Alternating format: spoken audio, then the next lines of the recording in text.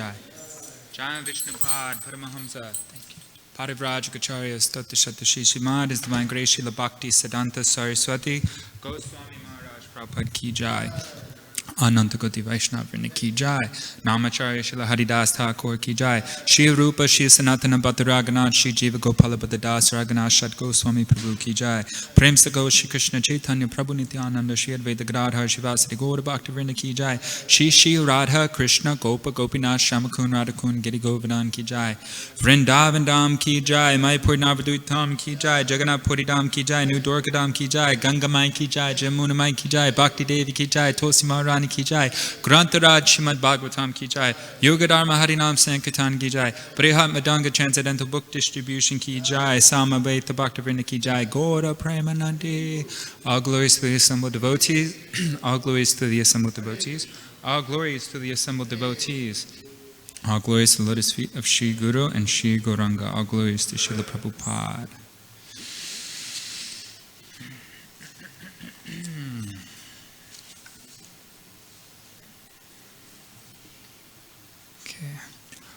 Om Namo Bhagavate Vasudevaya. Om Namo Bhagavate Vasudevaya. Om Namo Bhagavate Vasudevaya. Reading from Grantaraj Srimad Bhagavatam, Canto 3, entitled The Status Quo, Chapter 9, entitled Brahma's Prayers for Creative Energy. Today we will be doing text 29. Shri Bhagavan Uvacha Ma Veda Garbhagastantrim Sarga Udyamam Avaha Tanmaya paritam hyagre Yanmam prartha yate bhavan. Shri Bhagavan Uvacha Ma Veda Garbhagastantrim Sarga Udyamam Avaha Tanmaya paritam hyagre Yanmam prarthayate bhavan. Please chant. Shri Bhagavan Uvacha.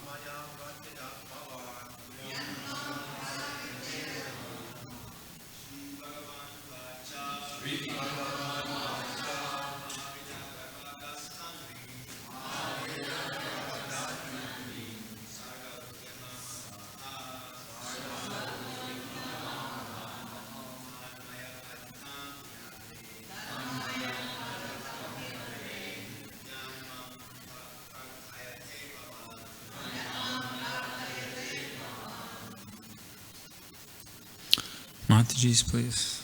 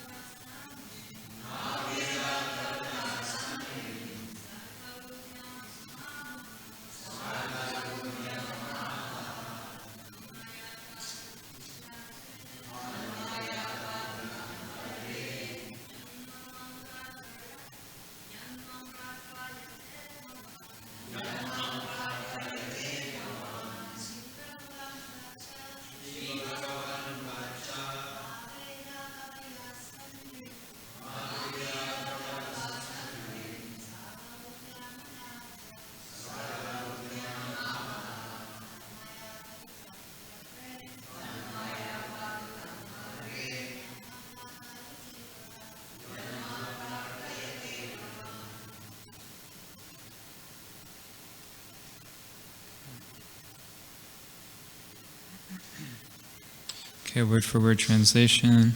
Shri Bhagavan Uvacha. The Lord, the personality of Godhead, said, Ma, do not. Vedagarbha. O you who have the depth of all Vedic wisdom. Gatantrim. Become dejected. Sarge. For creation. Udyamam. Enterprises. Abha. You just undertake. Tat. That which you want. Maya. By me. Apaditam. Executed. He. Certainly. Agre. Previously. Yet. Which.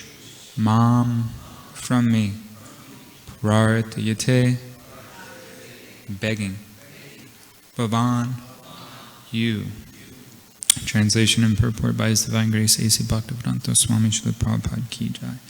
The Supreme Personality of Godhead then said, O Brahma, O depth of Vedic wisdom, be neither depressed nor anxious about the execution of creation. What you are begging from me has already been granted before. Purport. Any person authorized by either the Lord or by his bona fide representative is always blessed, as is the work entrusted to him. Of course, the person entrusted with such a responsibility should always be aware of his incapability and must always look for the mercy of the Lord for the successful execution of his duty. One should not be puffed up because he is entrusted with certain executive work. Fortunate is he who is so entrusted, and if he is always fixed in the sense of being subordinate to the will of the Supreme, he is sure to come out successful in the discharge of his work. Arjuna was entrusted with the work of fighting on the battlefield of Kurukshetra. And before he was so entrusted, the Lord had already arranged for his victory. But Arjuna was always conscious of his position as subordinate to the Lord, and thus he accepted him as the supreme guide in his responsibility. Anyone who takes pride in doing responsible work, but does not give credit to the Supreme Lord, is certainly falsely proud and cannot execute anything nicely. Brahma and persons in the line of his disciplic succession, who follow in his footsteps are always successful in the discharge of loving transcendental service to the Supreme Lord. Om Jnanatimindasya Gyananjana Shalakoya Chakshu Unmilitamina Tasmai Shri Gurave Namaha. I was born in the darkest ignorance. My spiritual master opened my eyes with the torchlight of knowledge. I offer my humble obeisances unto his lotus feet. Translation one more time. The Supreme Personality of Godhead then said, O Brahma, O depth of Vedic wisdom, be neither depressed nor anxious about the execution of creation. What you are begging from me has already been granted before. Hare Krishna. Vanchakapatirishta kripasinubhi evacha patitanam bhavanibhyo vaishnavibhyo namo namaha.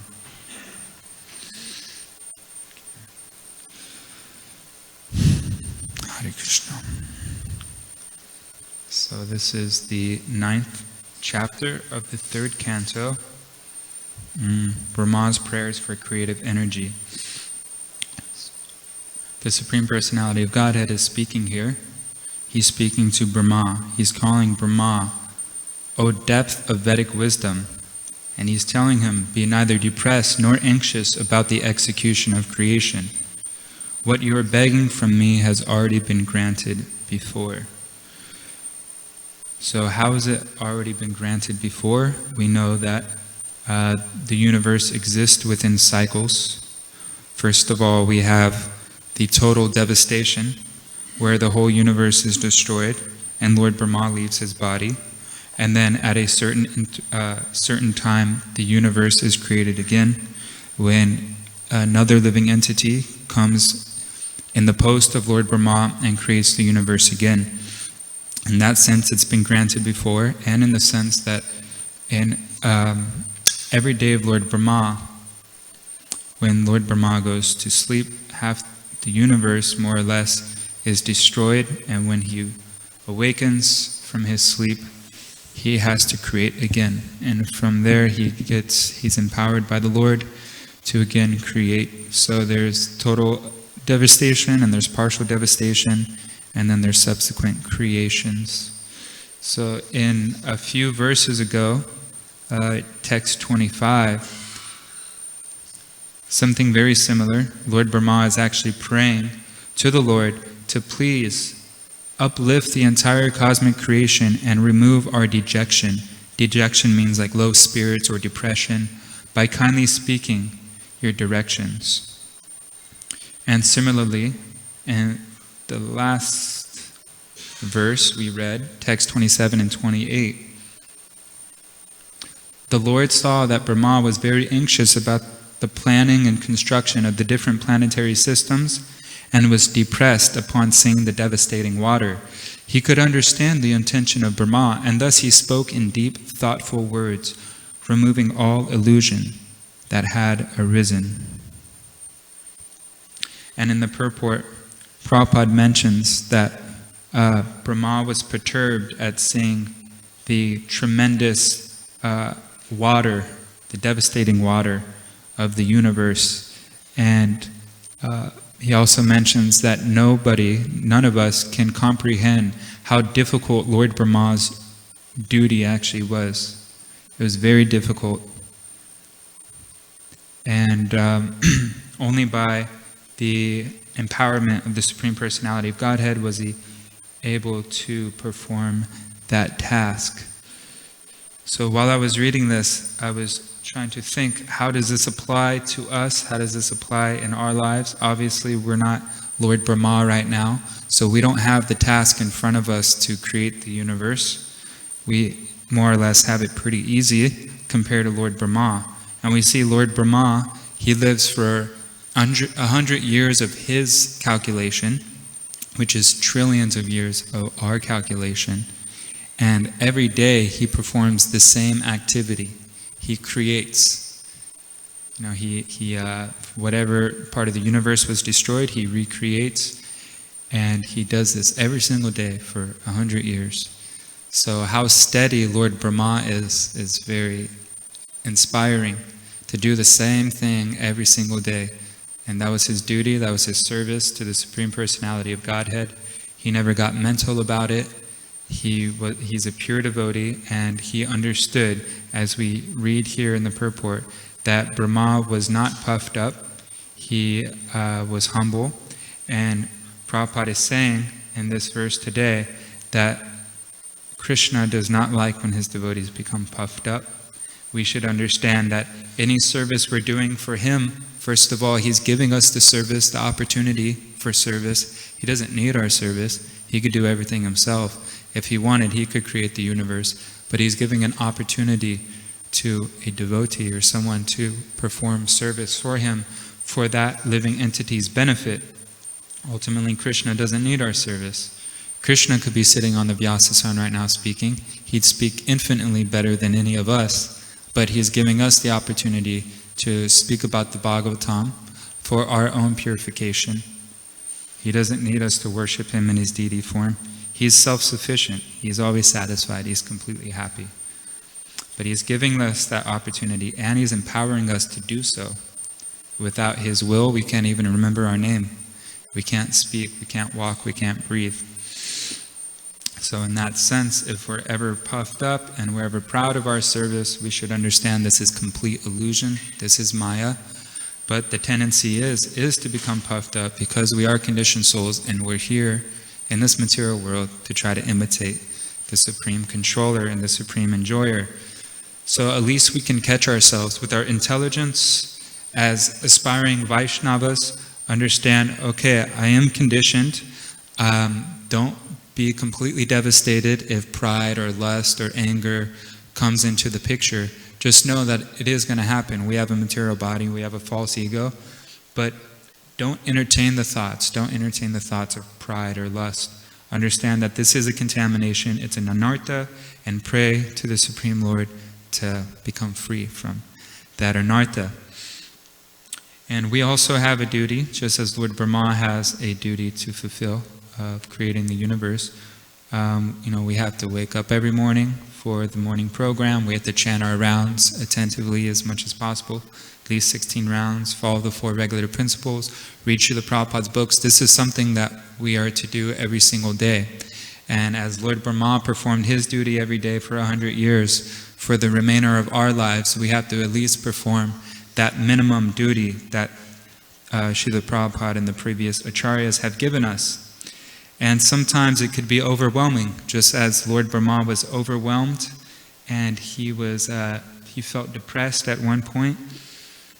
It may be a bit overwhelming sometimes just to follow the basic rules and regulations. Sometimes material desires can be overwhelming. I remember as a new bhakta, sometimes material desires were so powerful that I was thinking, how is it even possible to go on? How am I actually going to continue following the regular principles and chanting and waking up early and just trying to live a sattvic lifestyle? How is it even possible in my condition? But the Supreme Personality Godhead in his form of Lord Chaitanya has given us this Sankirtan Yagya, this chanting of the holy names, which purifies our heart and allows us to become steady, nishtha. Krishna says, have no fear, sarva dharma prityaja mamekam shadanam vrajaham tvam, how's it go? Papibhyo mokshayashyami mashujaha. That don't have any fear. If you perform devotional service, if you surrender to Krishna, he frees you from sinful reactions. There's no need to be in anxiety or depressed. But sometimes, even as we're performing devotional service, we may be so overwhelmed by the amount of service we have to do. And we have to, depending on the service, sometimes we have to be on time, we have to be punctual, we have to deal with so many people, and what to speak of our own minds. And people are depending on us a lot of the times. So this can also bring about stress and anxiety. And it may seem contradictory because the temples that Srila Prabhupada has established are embassies of the spiritual world. They're non-different from Vaikuntha. And Kunta means anxiety. And when we say Vaikuntha, it means free from anxiety. So how is it that if we're living in Vaikuntha, we're full of anxiety? But actually it means free from material anxiety. We're switching our anxiety. Like We see the pure devotees in the spiritual world. They're full of anxiety. Mother Yashoda, we just were in the month of Damodar. Mother Yashoda was in so much anxiety to serve Krishna. She was actually always stressed out, trying to make sure Krishna was safe and that he was growing up to be a nice young boy. So she was very stressed. So we see that even the pure devotees, they have this transcendental anxiety. So we're just switching our anxiety from the spiritual world to from the material world to the spiritual world. And I have I've had many experiences with, feeling anxiety in devotional service, but one stands out in my mind as very prominent. This happened maybe like 2015 or 16. We went to a music festival, myself, Srinitai Prabhu, and Bhakta Gus. They used to be brahmacharis here. And we went to a festival called Symbiosis. And these festivals, people camp out there for 3 or 4 days, and they listen to electronic music, and they take a bunch of drugs. And it's basically, they break all the 4 regs as much as possible in those 4 days. And so we're there distributing books because it's kind of like a hippie event, so people are kind of favorable to spiritual life. But we get there, and it's anxiety just to get in there, because we kind of have to sneak in there. I won't tell all the details of that, but that's also anxiety. But we get in there, and there's just like tons of people. There's got to be at least 10,000, maybe even 15,000 people. It's one of the really big ones in California. And so we park at night, we go to bed. As we're sleeping, there's electronic techno music going on all night. You have to wear earmuffs, and the van is literally shaking from the sound vibration. But you have to put on earmuffs to fall asleep. We wake up, we do our morning sadhana, and by like 9 or 10 o'clock, we divide the whole festival into sections, so all of us have like a section to work. So we divide it into 3 sections, and then we're basically just off on our own for the rest of the day until we come back in the evening. And so I'm going to my section, and we were all kind of new devotees. I moved in here in 2012, so I was maybe devotee for like 3 or 4 years, and they were even newer. So I was considered like the party leader, even though I was still a new devotee. So I felt like I had to kind of inspire them in some way, or like show by a good example, because they were new for traveling Sankirtan. So I kind of had that responsibility. So I didn't want to just completely bum out altogether. We paid money to get in there. We paid 1 ticket, and basically the other 2 sneak in.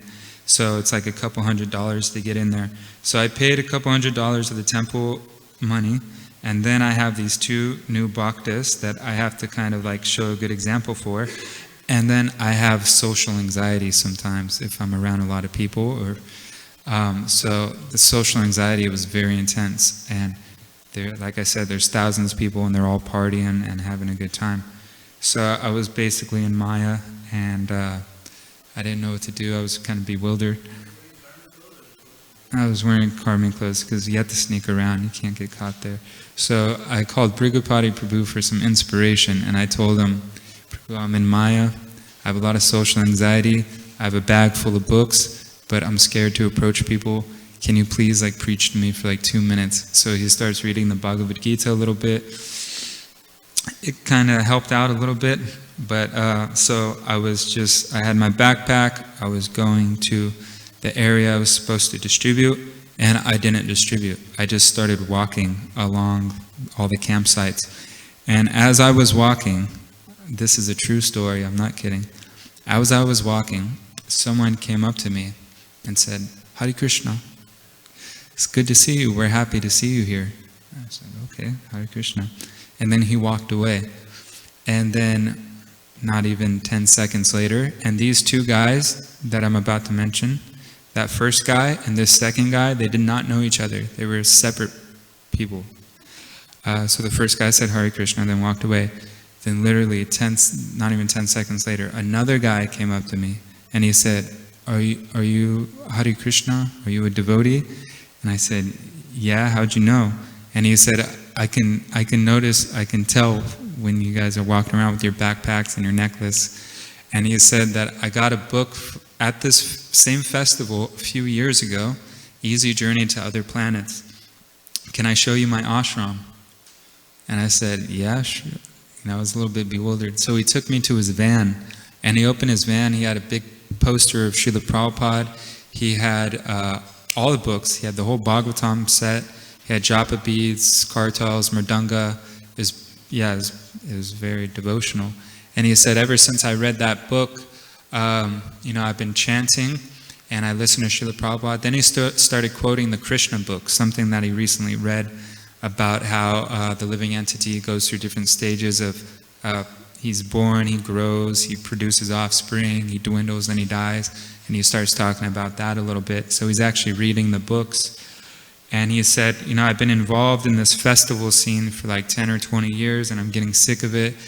People just do a bunch of drugs, and I'm trying to chant Hare Krishna, but somehow or another, because of bad association, I'm here again, but I'm very happy to see you. His name is Mark Stark. He's from Canada.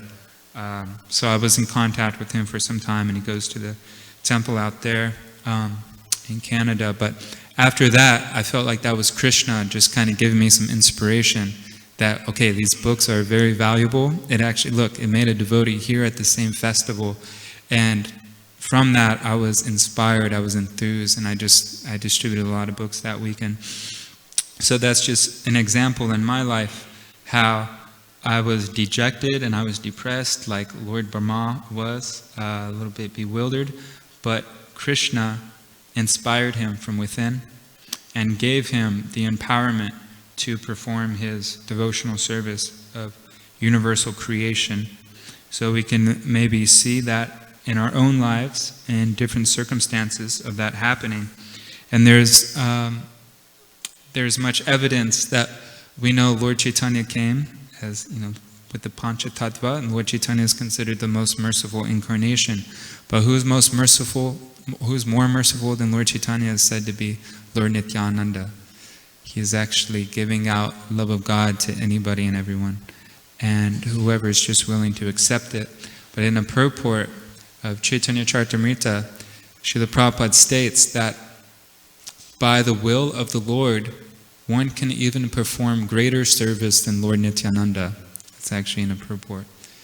And we see that our founder Acharya, he spread the Hare Krishna movement all over the world. Of course, he wasn't talking about himself as a humble Vaishnava, but we could just see practically Lord Chaitanya, Lord Nityananda, they preached around India, but Srila Prabhupada took it to the whole world. And this is just one example out of many, how Krishna will empower his pure devotee to do even greater things than he himself, because Krishna's greatest desire, is what makes him the most happy, is to see his pure devotee successful in the execution of performing his service. So, in the same way, Srila Prabhupada has given us this opportunity to do great service, just as Lord Brahma here does great service for the universe. The whole universe is meant primarily to help the living entities come back home, back to Godhead. So Jiva Goswami, in one place, he says that this universe exists for two reasons: for the perfection of the sadhaka and to spread the Sankirtan movement. So we see that everything in our lives can actually be beneficial. There is no such thing as a disadvantageous situation. If we see through the eyes of Shastra, the eyes of the Supreme Personality of Godhead, Tete, how's it go? Tete nukampam susamikshamano panjaname vatma kritam vipagam hritvag vapur vir vididam namaste jiveti yomukti padesadaya bhak. That the devotee, no matter what happens in their life, if they see this as an opportunity to take more shelter of Krishna, to go deeper in my devotional service, then everything's actually a favorable situation. And to think that we're the victim, or it's someone else's fault, or it's the world's fault, or it's God's fault, this is not the right mentality. This is victim consciousness. We're actually never the victim. We are actually always the person who is being benefited, because Krishna's ever so kind, and wants to benefit every living entity. Prabhupada states here in this purport that one should not become puffed up. Even though Krishna may empower us, we should understand, okay, that wasn't my doing. I desired to serve Krishna, and he gave me the opportunity, and then he empowered me to do so. And I'll just read exactly what he says. Anyone who takes pride in doing responsible work, but does not give credit to the Supreme Lord, is certainly falsely proud and cannot execute anything. So we see this with even the topmost devotees, the gopis of Vrindavan. When they were dancing with Krishna, they became a little proud, and Krishna actually left their presence just to show us, to show the sadhakas, that even the topmost devotees, if they become a little bit proud that Krishna is dancing with me alone, then Krishna can leave our association. And I heard this one story by my godbrother Parameshwar Prabhu about how he was distributing books. I think it was here in LAX, and there's this devotee that came along. He was like a guest devotee, and I guess he distributed books years ago, but he was coming to kind of just partake in the day's activity. And he saw that one devotee was struggling. He couldn't stop anybody, nobody was taking books. And this devotee who was like a guest visiting, he said, "You're doing it all wrong, you know. It's really easy to distribute books. It's a very simple thing. You just, look, I'll show you." And so he got books, and he couldn't stop anybody for almost an hour. And he got so frustrated that he sat down and he almost started crying. You know, he had like his head in his hand. He's like, ah. And he had his eyes closed. And when he opened his eyes, there was a little dog that was peeing on his leg. So Krishna just kind of showed, you know, don't get puffed up. Take the humble position. This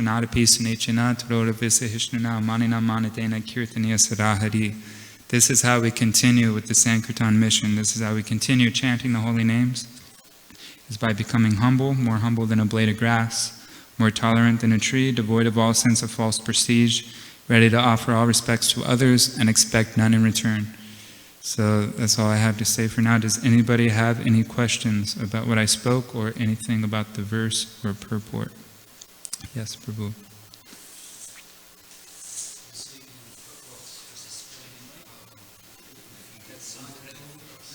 In the purport, it's explained that if we get credit for ourselves,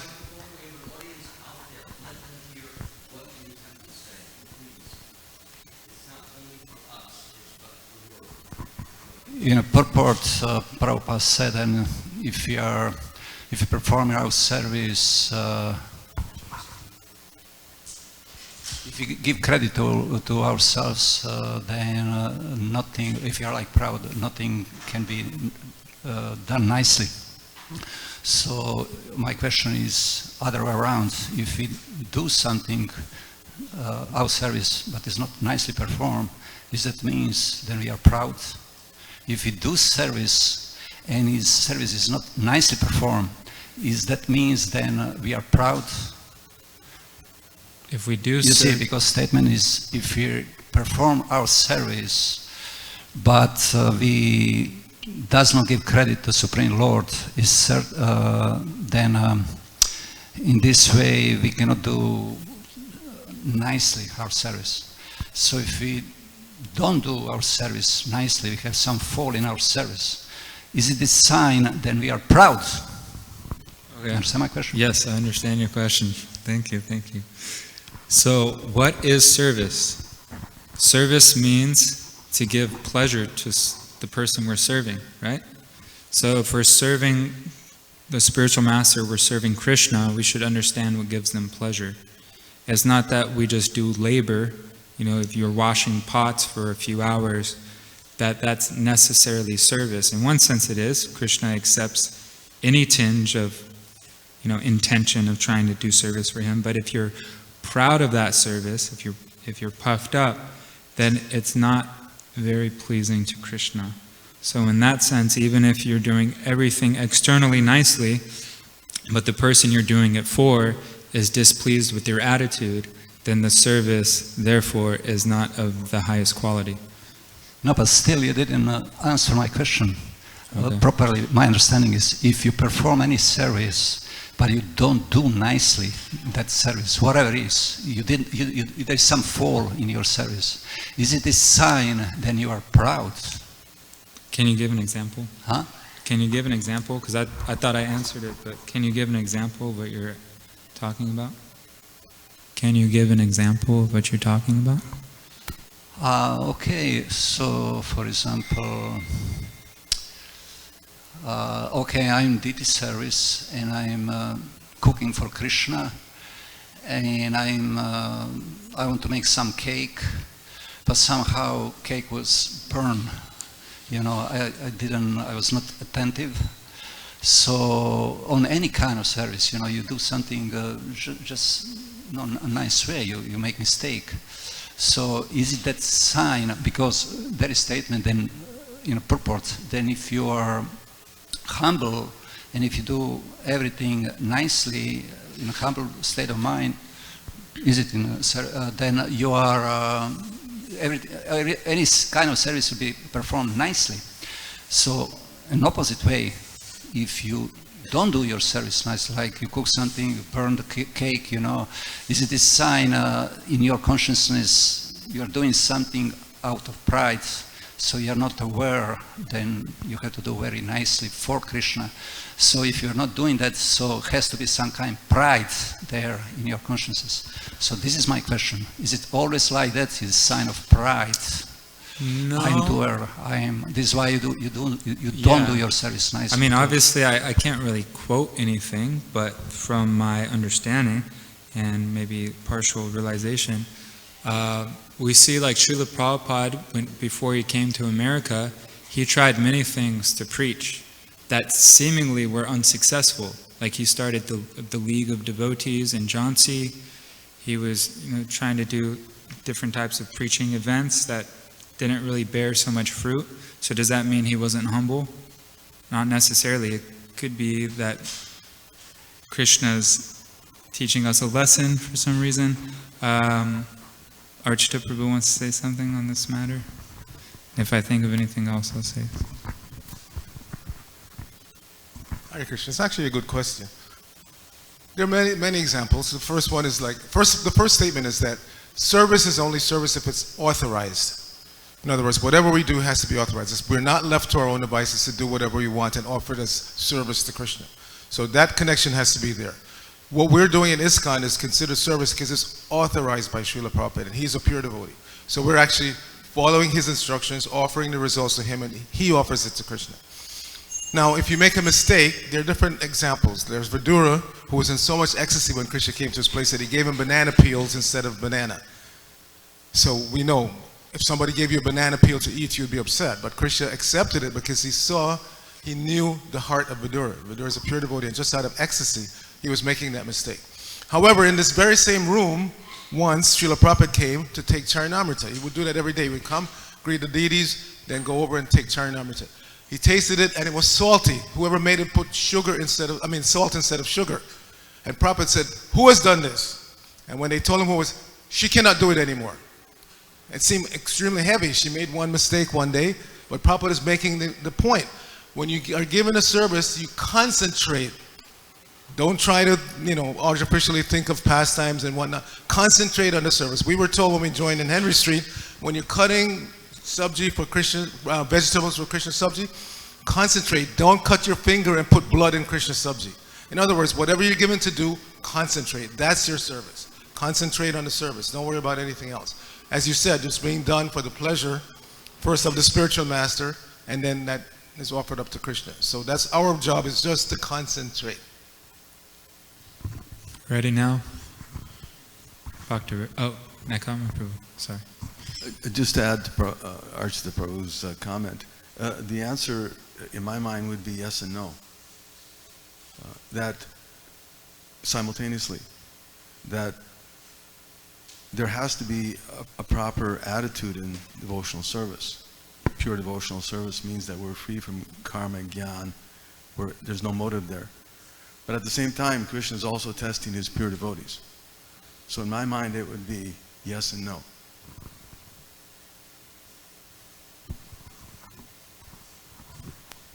Yes, Bhakta ready yet?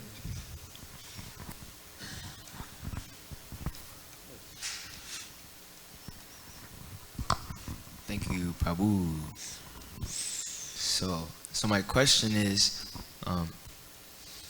let's say let's say you were the person who gave the book to the guy you met at the festival a long time ago, and then you guys met up again, and you see how that book you gave him really got him into the Hare Krishna movement and within the Hare Krishna consciousness. So would it be puffed up to be happy because of that, or would puffed up be like, oh yeah, I'm the best book distributor, or something like that? No, it's okay to be happy, but yeah, that second example, that's not proper. But if you're happy, okay, cool, someone became a devotee. Yeah, we want that to happen. That'll make us happy, yeah. Okay, that makes sense. Thank But you. it wasn't me, I didn't write the book. The book's not about me. Yeah, okay, that's true. Thank you, Prabhu. So it's a reflection I have after hearing your Sankirtan story. Something came to me also. A memory came when you met those persons who, you know, they were sent to you to enliven you. We take it like that all the time. So Srila Prabhupada says, fortunate is he who is entrusted. Fortunate is he who is so entrusted, and if he's always fixed in the sense of being subordinate to the will of the Supreme, he's sure to come out successful in the discharge of his work. And then he said, Arjuna was entrusted with the work of fighting on the battlefield of Kurukshetra, and therefore he was so entrusted. So the Lord had already arranged for his victory. So a lot of times happens like that, you know, in our daily activities, especially like when we're doing, you know, trying to convey our message to other people. We feel this is not going to work out, but we just carry on. So we are the fortunate if we see that actually it is a privilege of me doing this. So one time happened that we were going in Harinam, and that particular day was not really happening. 3 or 4 devotees maybe, and then you feel like, well, what is the use? You know, your mind starts tricking you. You forget about how fortunate you are to chant the holy name and being entrusted with that service. But the mind goes, oh no, what is the use? Nobody cares, nobody hears. So suddenly, at one point, when we're almost like, maybe we should just go back, this person comes and he said, you know, I have this job to do, and wouldn't you mind that I can video? And we have there was some, you know, lady, beautiful lady, young lady. He said, and she's going to be with you here chanting. And I thought, yeah, of course. So as soon as they came with the crew, hundreds of people were around. It's like they were so like into. And then we got so enlivened. When we were already like, what is the use? Let's go. So sometimes Krishna arrange certain situation in which, you know, to prove you that actually you don't know anything. You don't know what you're doing. And that's, so we will be fortunate if we actually see it that way. That Krishna is in control.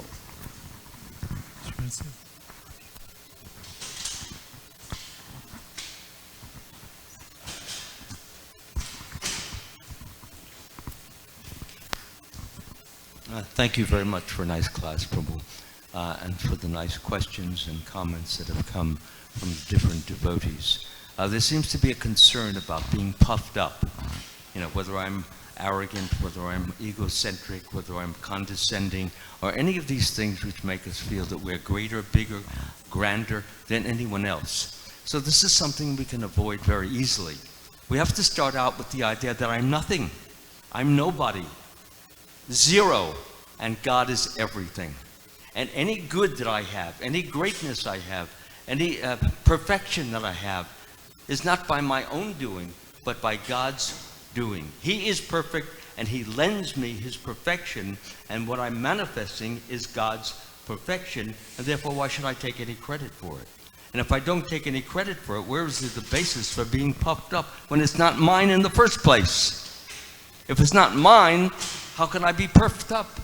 And once I understand that all good, all greatness, all wonder, all amazement, all comes from Krishna. Once we have that position, and we're really tiny, won't you be more tolerant than the tree devoid of all sense of all prestige, etc. Once we have this sense of our reality of where we stand, nothing, zero, but all greatness is coming from Krishna. And He gives it to us, He lends it to us, He can take it away from us, He can offer it to us, He can do whatever He wants to us, because we are surrendering ourselves to Him and what He wants. Sometimes He wants to make us look bad. Sometimes He wants to make us look great. What is that for our concern? Our concern is only that we are doing the loving service and doing it with all our heart and soul, no matter how or what Krishna is giving us. That which looks great, that which looks bad is irrelevant. What's only relevant is that I have an opportunity to lovingly serve Krishna, and that love comes from Him, and I beg Him to give it to me, so that even if I appear to do not so well, it doesn't really matter. What really matters is that I did it with love in my heart, with the very best that I could afford, the very greatest that Krishna enabled me. Is there anything more than we need than that? It's not how we look, it's how we feel, how we are, and how Krishna is interacting and interrelating with us. That's all. Okay? He says that. Thank you. I pray to you also. Yeah. Anybody else have any? Yeah. You want to meet me halfway?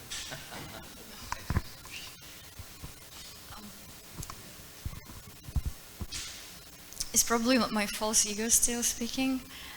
Like what Maharaj said is kind of answering my question, but I still can't reconcile it in my head. Recently, I've heard that we're not a doer, like we know that, and it's kind of all over this purport that we're not a doer. And even with chanting the holy names, with our japa, we have to remember we're not a doer. But then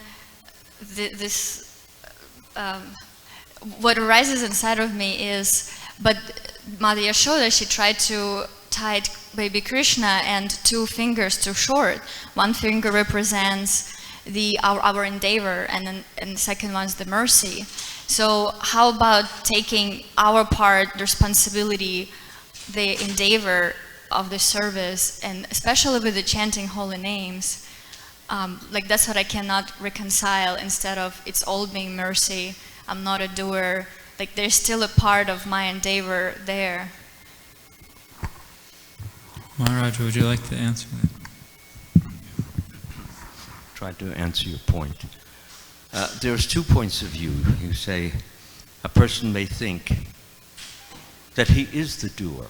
I'm doing this, I'm putting my hands here, I'm doing that. But you have to take it back further.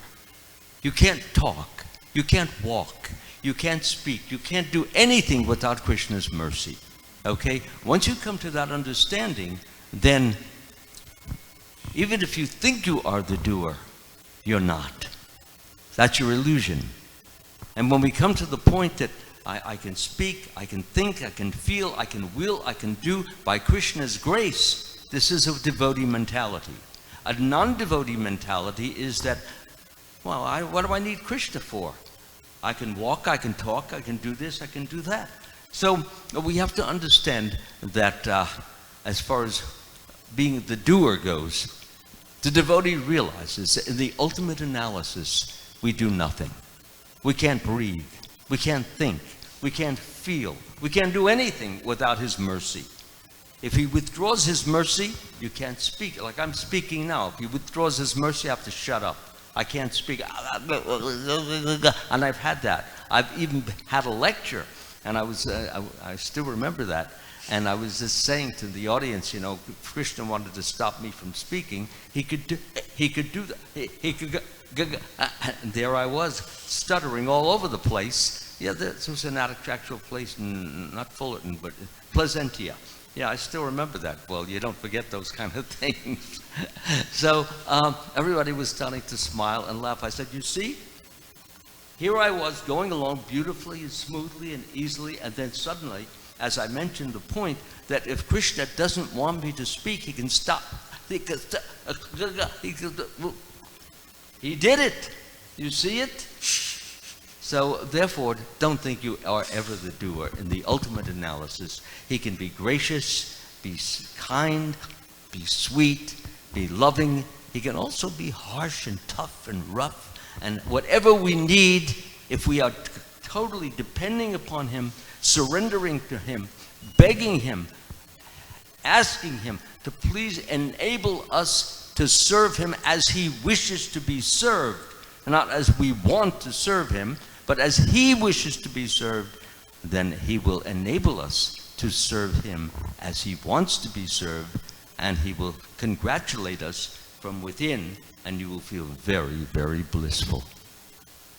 But if you just want to do it as you want to, impose your idea of how Krishna should be served, well, then that's very egocentric, and it is not Krishna conscious. It is rather personal conscious. And what is the value of that?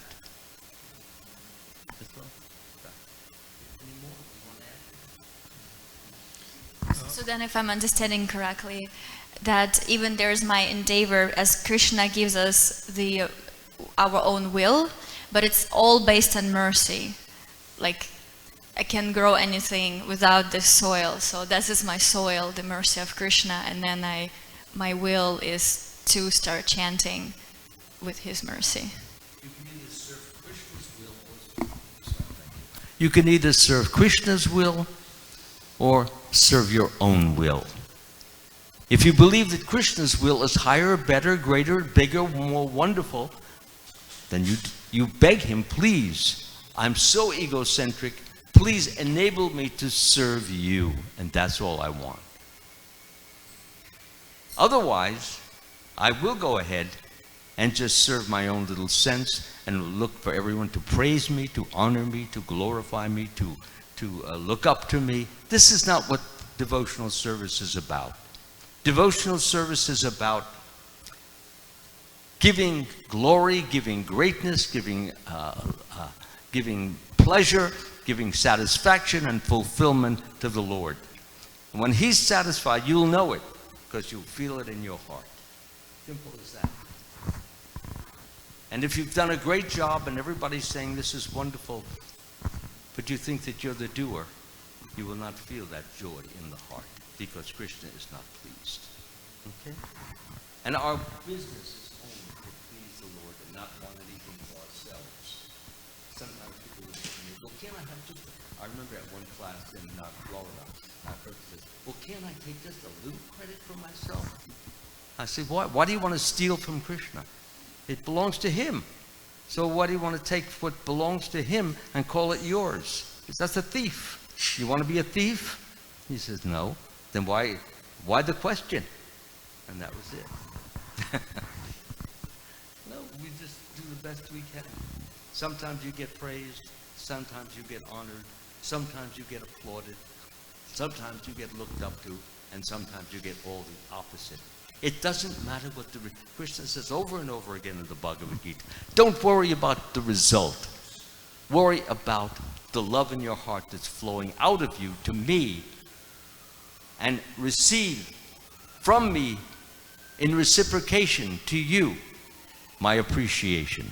And if you get my appreciation, you'll feel strong, you'll feel firm, you'll feel capable, you'll feel enabled, and you won't have any anxiety and uncertainty and doubt. These things come as a result of too much self-consciousness, too much desire to look good, to look great, to look wonderful.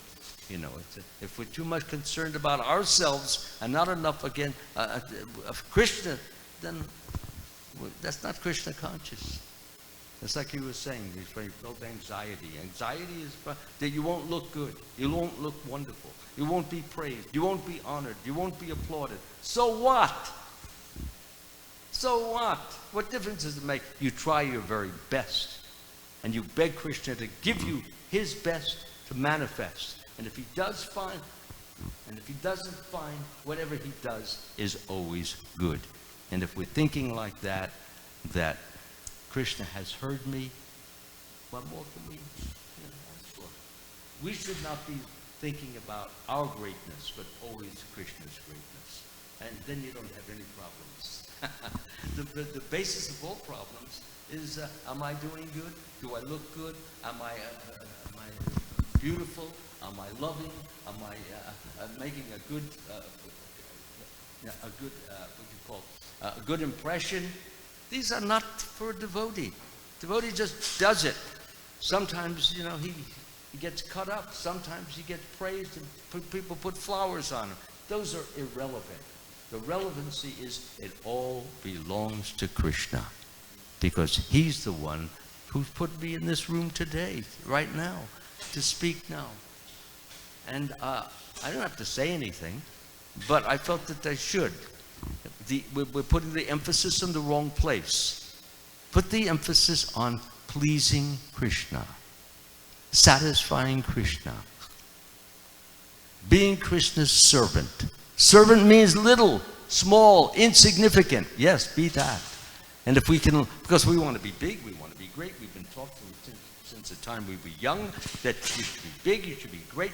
Yeah, you can become a hero, but the real hero in our mind is who? Is Krishna, manifesting. And if you understand that, you don't have any problems. All our problems come from, like a person says, you know, I did that. And then I said, no, I don't think you did it, but this person, he did that. No, I did. And it gets into an argument because he wants to be thought of as great and wonderful and glorious and laudable like that. It doesn't matter, because only Krishna is great. And we are nobody and nothing without his greatness imposed upon us, which makes us appear great, but it's really his greatness. And if we try to remember that always, we won't have any problem.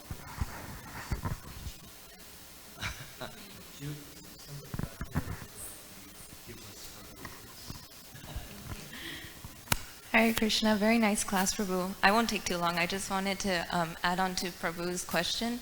He was saying how, is it okay to be happy, like when you make a devotee, or to feel puffed up? So I think it is important to feel happy because that soul has finally awakened and has finally realized who Krishna is, who he is, that he's not this body, he's the soul. So it's very important to feel happy in that regards. But we should remember not to feel puffed up, because just like Maharaj was saying, that everything is Krishna's greatness. If you're feeling puffed up, then there's still a lot of anarthas present.